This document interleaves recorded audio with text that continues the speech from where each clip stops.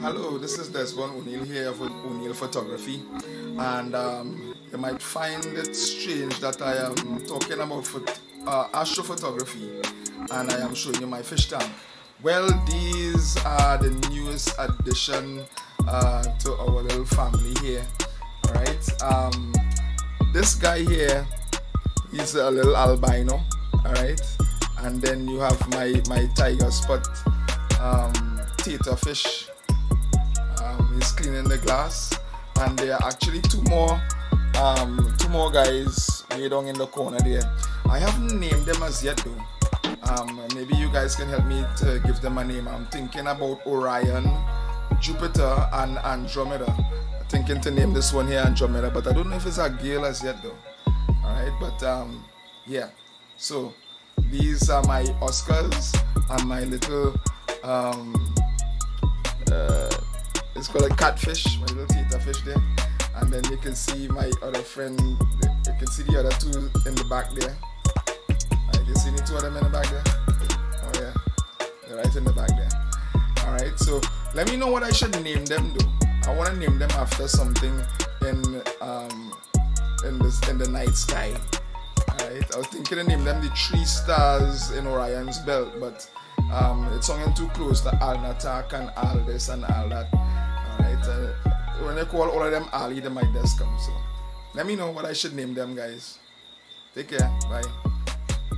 Desmond O'Neill. I'm a photographer and I love astrophotography, and I want to welcome you to my brand new channel, O'Neill Photography, Astrophotography.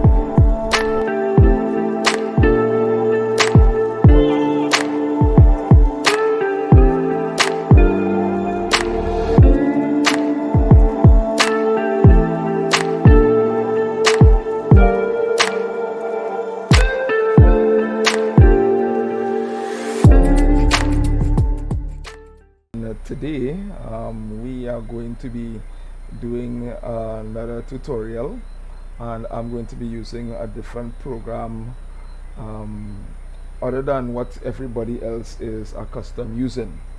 Alright, hope you guys enjoyed that video of my new fishes, my Oscars. Alright, and if you want to suggest some names for them, you can let me know down in the comments.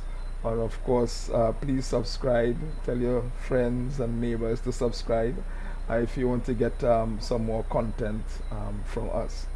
Alright, so first of all, when we are shooting any sort of astrophotography, what you want to do is to organize your files into folders.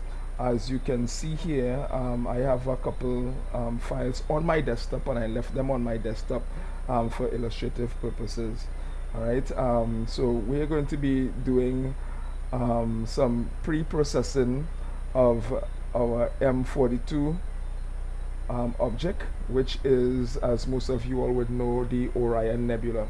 Alright, I have already done the stacking here, because what happened is, not for some reason, I have run out of disk space.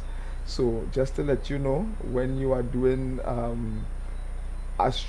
any type of photography, astrophotography especially, the files are going to be quite large, so make sure that you have adequate spacing. So what I had to do was to process my photos in another computer and then bring them over here for the processing, or to stack my photos in another computer and then bring them over here for the stacking. Alright, so all of my files are put together very much like this.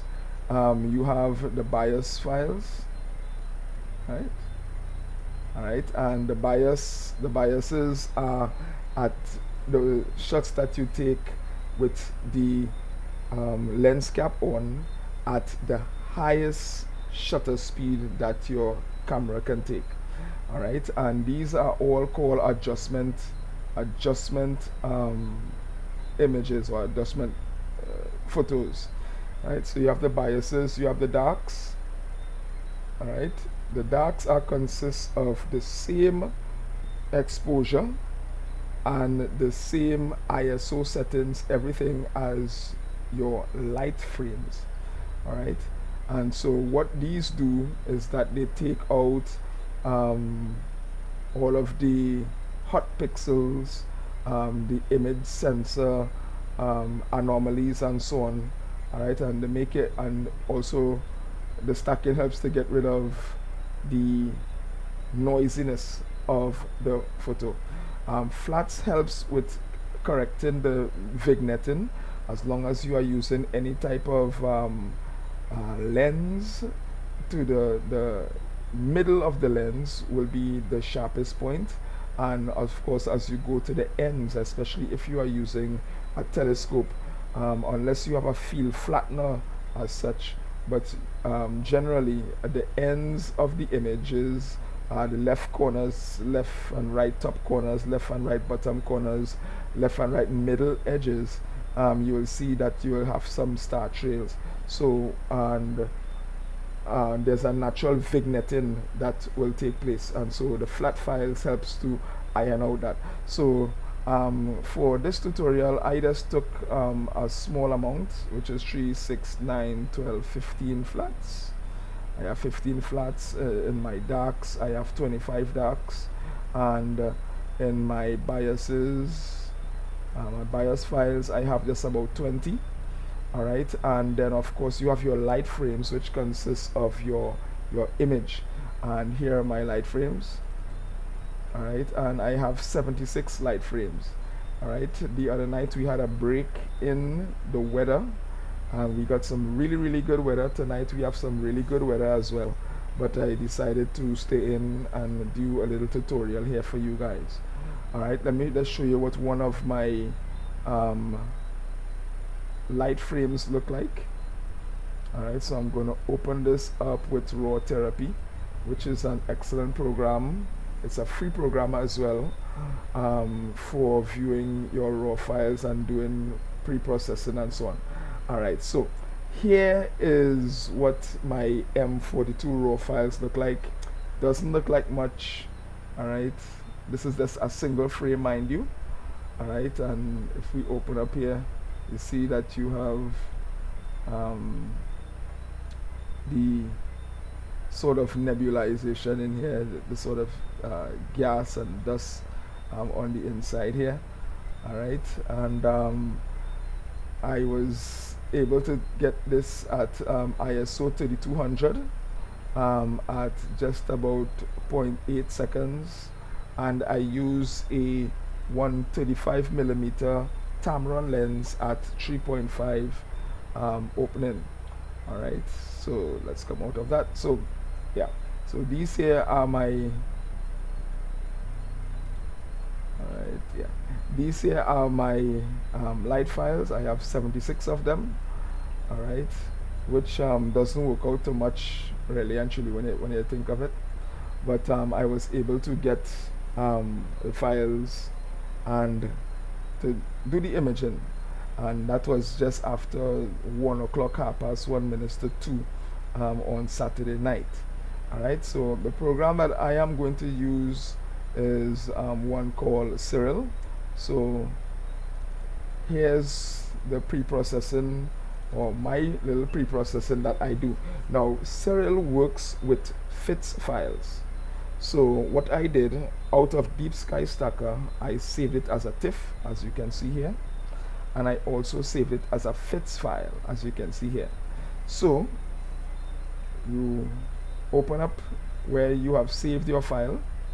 In my case, it's in the M-42 folder. You right click, and then you open with Siril. Right? So I open up with Siril. You can minimize this, and of course Siril will open the files for you.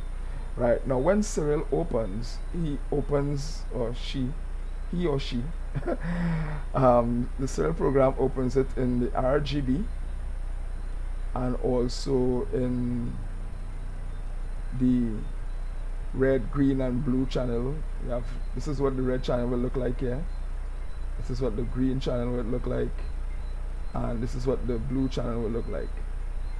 Of course, it's a single image, but Siril adjusts it quite differently. Right. So the first thing that we do is that we open up the folder. So I go to change directory, and I go exactly to where I have my M-42 files, and as you can see, it's right here. All right, so I click open, and of course it's going to be working from there. All right, and I named it M-42 with my 135mm lens.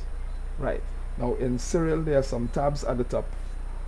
Right, there's file, and you can use it to open whichever file, so you can even close Siril, open Siril, close all your files around, and you can click open and navigate to where you have your files. Alright, you have save as, and of course you can quit and so on here. In the edit you have the preferences, and you can go into the preferences and set your preferences and everything there. I leave everything at the default because I'm very new to this particular program, but I just love how it operates. This is the tab that we're going to be working out of, but I'm just going through them very quickly here to show you. Scripts is used, and what I do is that I did not even know that you don't have to be afraid of Siril. Siril works very cleanly, but you must have a lot of disk space when you are doing processing with Siril. So what Siril does, it works with scripts. So as long as you organize your folders like what I have done here, you have name it not bias but biases. So in fact I should rename this. Alright, bias. I should rename this to biases. Right? Biases, darks, flats, lights, right? That is what your file should look like. So once you organize it like that, when you go to scripts and you have everything organized, you just click DSLR processing, and Siril does everything for you. It converts the files, aligns the files, stacks the files, and does everything, and you don't have to do anything. So it's quite an intuitive program, and of course there are a number of options here. All right, you have the drizzle effect, drizzle processing, which you should use. All right, you also have, if you don't have any darks, if you don't have any flats, if you don't have any darks and flats, but you have your biases, you can use this one. And if you have no flats, no darks, and no biases, and you want a straight stacking, you can go down to this final one here. All right, you have analysis. All right, I don't interfere with this at all. All right, the windows here, the gray channel images are ticked off, and color images, and of course you can update and know more about the software down here, the version that we are working out of. All right, and so forth. All right, so now that we have an overview of Siril, let's go into, and it's a wonderful program that does some wonderful pre-processing for you. All right, it is quite different than just stacking and then going into Photoshop or GIMP and then doing the initial stretching and so on. All right, so here's what we do. We go into image processing, and the first thing that we want to do in image processing is we want to do some color calibrations. All right, so before we color calibrate, let me just show you what it looks like if we were to stretch the image. Now this is just a little preview. All right, so you go to you click down here where it says linear. Follow me carefully. You click on this box here where it says linear. You click the drop down tab, and you go to auto stretch, and you click that, and let's wait a second. Great. So as you can see, it shows us, you can see M-42 here much better. And of course, as I said, I use my Sony A3000 20 megapixel camera, and a 135mm lens. So it's not quite as much zoomed in as it would be with a telescope. All right, this is just a normal camera lens. I do not have a astro tracker or a star tracker. This was it was a very crude way of doing it, which I pointed my lens at M-42 in Orion and just framed it up nicely, as you can see here, and I just took 75 shots, had to reposition after a while, and did all of that. All right, so this is what the shots look like. As you can see, we have some light pollution to deal with here. Right, this is the RGB image on the left. Right, and on this side, this is what the red channel looks like. This is what the green channel looks like, and this is what the blue channel looks like. You see, there's some slight changes, but combined, this is what it looks like over here on the left. All right, so what we're going to do is minimize this guy here, and we're going to be using this one here mostly. Now you can keep all right, you can keep all of them, you know, if you like, just for references while we do our stuff. Great. So now that we saw what everything is going to look like, now the image is not stretched as yet. All right, so I'm going to go back down here to zoom to fit. Right, the image is not stretched as yet. This is just a preview, so I'm going to go back to linear. Right, and this is what we are working out of. So you go up to image processing, go to color calibration. All right, and under color calibration, let me open up. You can probably use this one here. In fact, let me stretch out, because what we want to do is to be able to see exactly what we're doing. Great. So under color calibration, what we're going to do, if you notice here, it speaks for itself. There's a background reference. What we're going to do is to choose a portion of this entire image for our background. All right, and so we're going to use a black background and a white foreground. So what we do is we look for a portion of this entire photo here where there's hardly any stars. I will choose here and let's draw a small box out. Right, and with that box drawn out there, I will click here and use current selection. Right, so you see on the little boxes here, they have been selected the designated coordinates. All right, and then I'm going to click background neutralization. All right, great. And if we look at our RGB image here, all right, looks fantastic. All right, now I should let you know that when I was to do some calculations, what I do is that I use the rule of 300. My camera is a crop censored camera. All right, and crop sensor means that there is a crop factor of 1.5 with the Sony cameras. I think with Canon is 1.6, with Nikon is 1.5. all right, so what I do is that I'm working with a 135 lens, and I multiply that by the crop factor of 1.5 to give me 202.5, which will be the focal length, 202 millimeters. And with 202.5, I divide 300 divided by 202.5 will give us 1.58, right, or 1 second and 1.4 seconds or 1.5 seconds.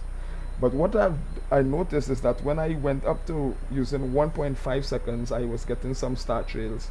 So I adjusted down from there, 1 stop down, 2 stops down, to give me that 0.8 of a second. and that's what I use, and that's why my photos look like that. Right, so after we click background neutralization, we're going to use now a little portion, and I'm going to increase a little bit because I want to get in. I'm going to do a 1:1, not 1:1, probably a 1:4. Right, I'm going to use a 1:4, and then I'm going to find the portion of the nebula here. Alright, there we go. Alright, so we can have it centerized. And what I'm going to do, I'm going to 1.4, I'm going to go 1.2, which is a little closer.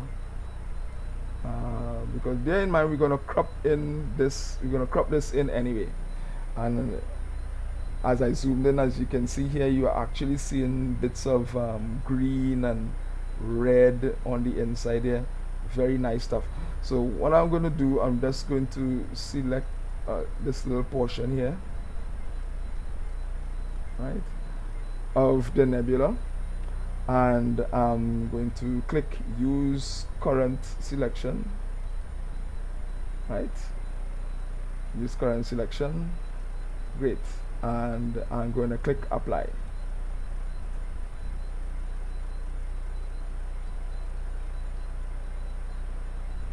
Click apply. Right, and so it's applied, and as you can see here, this is what our photo looks like just before. So after we have done some color, after we have done some color correction, if you notice that we have some green noise in the image, as you can see there. Alright, we have some green noise in the image. So we go back to image processing, and you go down to remove green noise. Now this program, I did not know it had all of this on the inside of it, and it's very, very easy to use, straightforward. So you click remove green noise. Right, alright, and then we just click apply, and it's gonna go ahead and analyze the image and remove the green noise. And if you notice, this is how we look right now, with the green noise totally gone. Alright, great. So now that we have removed our green noise, we can now close this. Alright, so I'm going to go back now to I'm going to go back to zoom to fit. Alright, I'm just going to zoom all the way out, and we have not actually stretched the image as yet. I'm going to go back to linear. Right, so all those we did there, we did those to the image. We sort of pre-stretched it. Alright, and we did those tweaking on the inside there. So we are really now going to do our actual stretching of our M-42 nebula. Alright, so you go to image processing, and this is what this is a really, really nice function of this Siril program here. You go into histogram transformation, and in histogram transformation there's an intuitive button that we can use here, right on the right hand side. You don't interfere with anything here, but this button here that says apply auto stretch algorithm to the image, right? This is the some people call it the go nuclear button. You press that one button and everything just stretches all the way out. So you don't have to do a lot of the going backward and forward with Photoshop and with GIMP. This is a nice program to help you. Now if you love going and doing controlling every single aspect of the image in yourself, feel free. But for most of us who just want to get quick results and learn quickly as we go along, this is for you. So you click this button here, alright, and we let the program does its thing, and it auto stretches. And if you notice that all of the information was up on the inside here, it has now come outside of here. All right, there's also a steep, very nice steep astro curve that was done. All right, so with that done, if you notice here, this is how our image looks, and it looks fantastic to me. Now you can see a bit of the noise in the background, but of course we'll take care of that in the post processing. This is just pre processing here with Siril. All right, so if you hear me going up and down, I just had dinner. All right, so after we have done that, we click apply, and it's now going to apply our stretching. All right, apply. Yep, it has applied our stretching, and we are good to go. All right, so this is what we look here. All right. All right, so if you notice, our cut slider is a little bit down. You can slide that all the way to the right. All right, and this is what we look like here. Fantastic stuff, fantastic. All right, that's what we look like. All right, so the next thing that we're going to look at, we're going to go to assign transformation. Right, and the black point is on the left. What we are actually going to be doing is to make sure that we get back our dark space. All right, so our black point is all the way to the left. We're going to slide that to the right. All right, wow, look at that, fantastic. And we haven't begun to do anything as yet.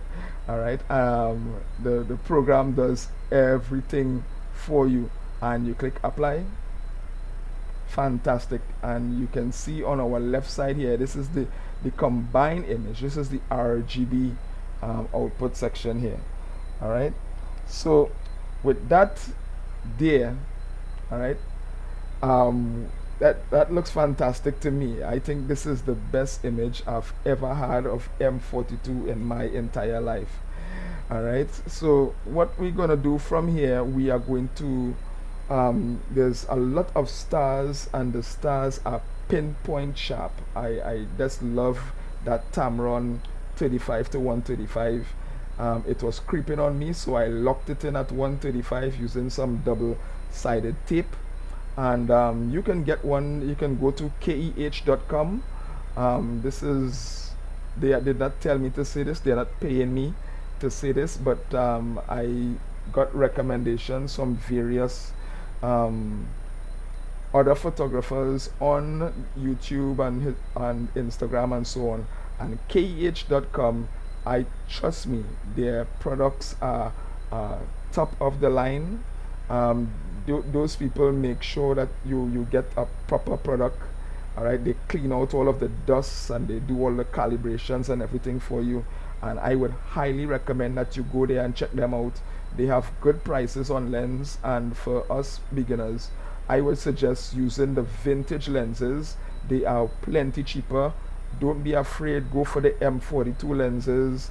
All right, go for those Tokina lenses, Tamron lenses, go for the Sigma lenses, get the lens adapters for them and use them.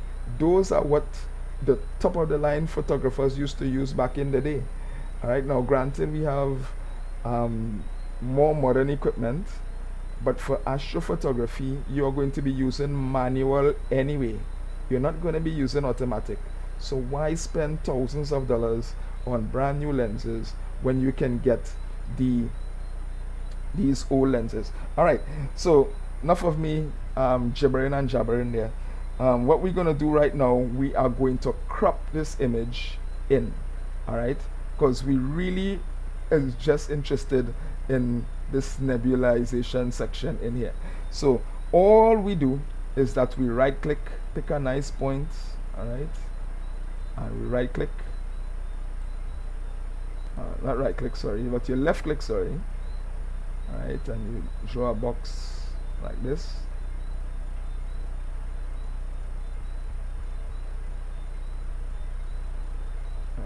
and of course you can adjust the box. Alright, let me come out of there, go here.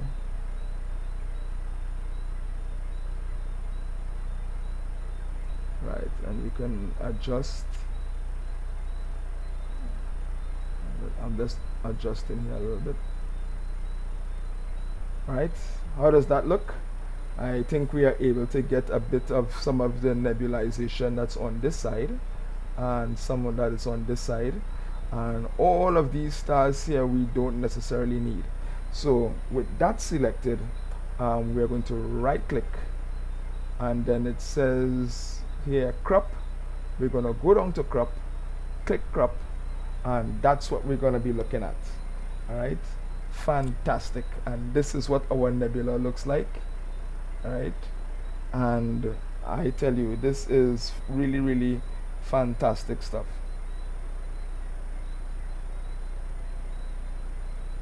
All right, great. So the next thing that we are going to do, I'm going to image processing again. All right, and we are going to go all the way down to where are we going to go to next? We did that, we did transformation. Right, we're going to go down to background extraction. Right, and we click that, and you got the degree order, we're going to leave that at 4. We're going to take samples per line down to that's about 15. You can do 15 or 14. I think 14 is good. All right, and we're going to click generate. Right, so now what this does, it is going to extract all of that light from that light pollution, right, in the background. It's going to extract all of that. But if you notice that these boxes here, they are all over our M-42 image. All right, so we don't want these boxes to be anywhere around our main area here. So you see where all of these bright stars are there? I am going to right click the boxes. Let's right click and take out the green boxes from those areas there. All right, take out these here, especially on this side here as well. All right, yeah, I'm gonna get a little crazy with it. Take away all of these here.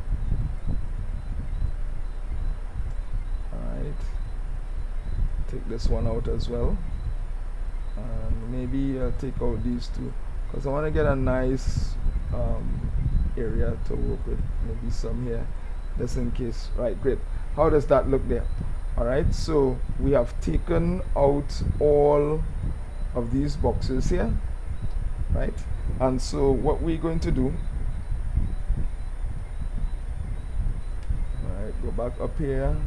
Right, I am right, so the correction is subtraction. I'm going to just click apply here.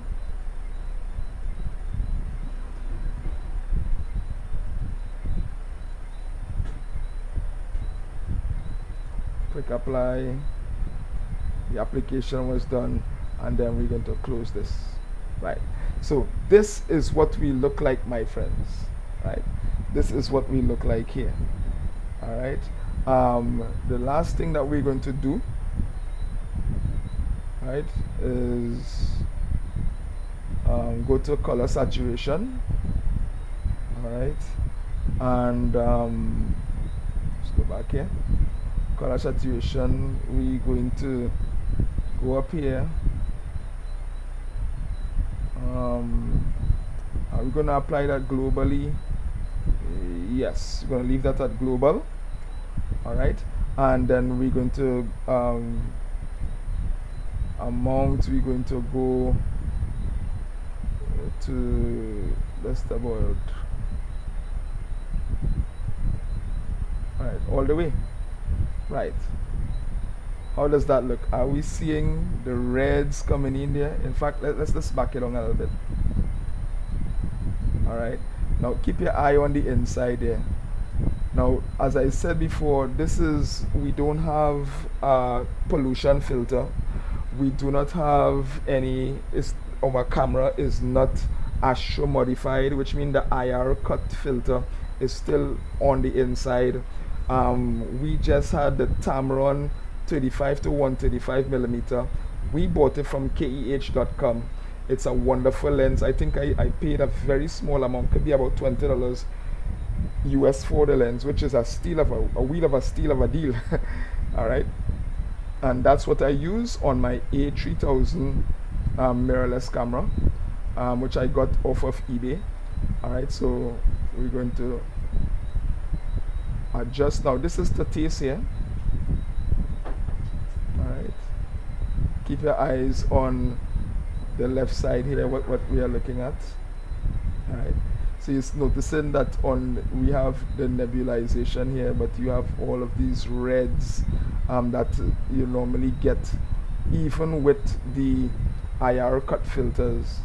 All right, so I went all up the way to 1.0, and our photo looks fantastic here. Click apply. And my friends, this is M-42.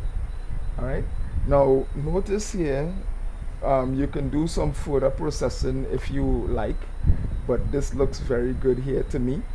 All right, you can do some further processing if you like in GIMP or Photoshop or any one of your photo manipulation programs of choice, but I like how this looks here, and it's fantastic to me. So I'm going to click File, Save As. All right, and it was originally stacked, Fits file stacked M-42, but now we are going to say this is a Siril file, so I'm just going to name it over here, Siril file, or it's already saying fits file, so Siril fits file. I'm going to take our process. Now this is just a matter of identifying, so however you want to identify your file, it's fine. Alright, so I'm going to say, alright, Siril processed, PROCD, Siril process fits file of M-42, right? And I'm going to save it right inside here. I will save it as a TIFF file, because we're going to probably do some tweaking and so on in GIMP later on. All right, so I save it as a TIFF file, which is similar to RAW, so it has all of the information on in there. Right, and I'm going to click Save. Right, it's asking me, it's a 16-bit file, yes, and all of that. Save, and there we go. And so my friends, this is what we look like. I'm going to come out of here. Let's minimizing these for the hour, and I am going to open up here in GIMP, open with, to show you what we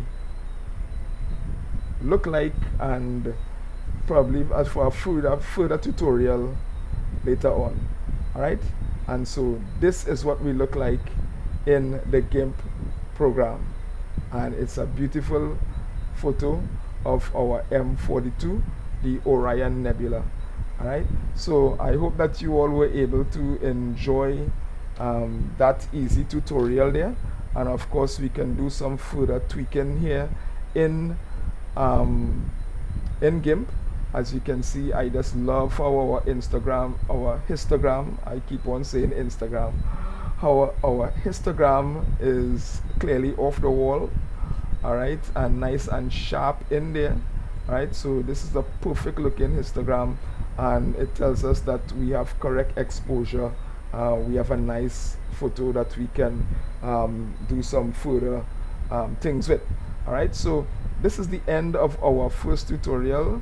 Not first, but one of many tutorials showing you how easy it was to pre-process your images in Siril.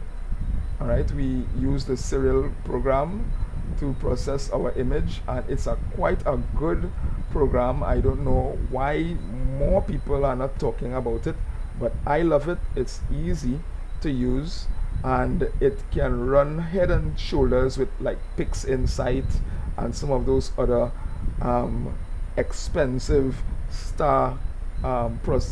astrophotography programs. All right, so that's the end of my tutorial here this evening. I trust that you are able to enjoy it. If you like it, thumbs up. If you did not like it, thumbs down. Let me know what you didn't like, and let me know what you did like, and so I will be able to adjust and adjust myself. All right, Desmond O'Neill. I am an amateur astrophotographer, and I just want to thank you all for joining me on this little tutorial this evening. Have a wonderful evening, everyone, or morning, wherever you are.